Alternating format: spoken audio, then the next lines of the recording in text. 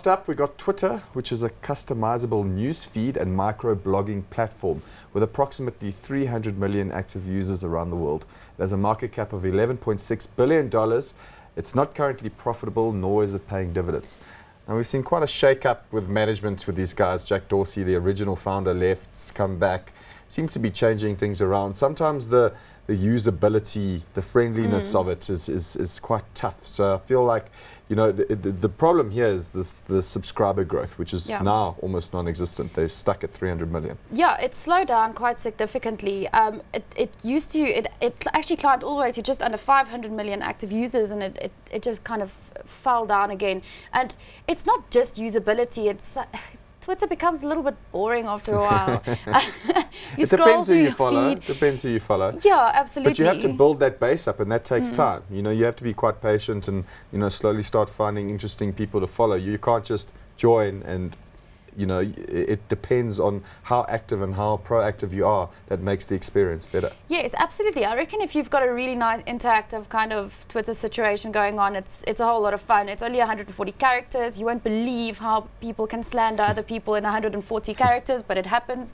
But in those characters, they put links, so you can, you know, it can be a really nice way of forming your own newspaper, so to speak. Yeah, we do that in the F&B security space. When we have new content, tweet about it. Go to the link and have a look.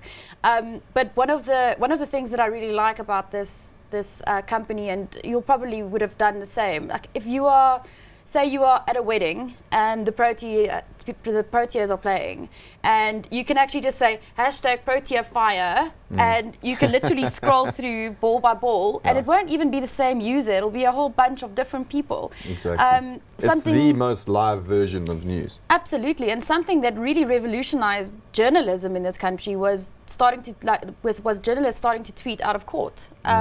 It's made a massive difference, and it's now something that happens all over the world, and that's what makes Twitter special. That's where that X factor lies. I think quite a relevant example is, I think there was an earthquake or an earth shudder in the US about a year or so ago, and people actually heard about it on Twitter before they felt it. You know, that's how quick the news was. Yeah. So that's certainly a nice advantage. They've also got Periscope, which they're trying to push, which is live video streaming, you know, competing with Facebook. They also signed a deal with the NFL. They're going to show 2 live games, you know, streaming through Twitter. Oh, wow. And they managed to pick that up for $10 million, which apparently is really cheap compared to other competitors. So that sort of quickness and liveness of it all, I think, you know, certainly has a good advantage. And this year is going to be an interesting one for them as well, because you've got Rio Olympics, which will be probably live tweeted by half the world population, and the US elections. Election time is a very exciting time for Twitter. Unfortunately, it only comes every 4 years, but they should be able to drive some ad sales growth because of those 2 events. But we live in a very exciting world. There's always sort of something going on. Yeah. So on that basis, are you going to be hot or not? There has been a big management shake-up. It's done terribly if we have a look at the price graph. Awful. You see very successful listing, but then it's been a sort of slow ride downwards. It's down 60% over 1 year. Is this a buying opportunity? It might be. One of the things that I find very interesting about this one is the fact that it is so sold down, and it has had a big exodus of management, and then management come back, management leaving again.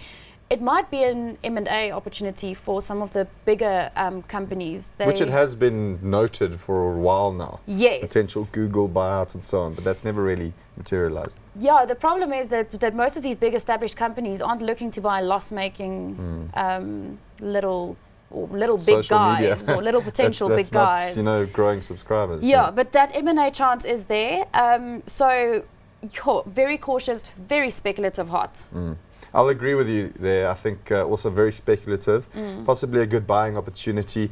The founder's back running the business. There might be some good sustainability and consistency with management, and that'll be good for the business. Yes. So I'm going to also be hot, but speculative hot.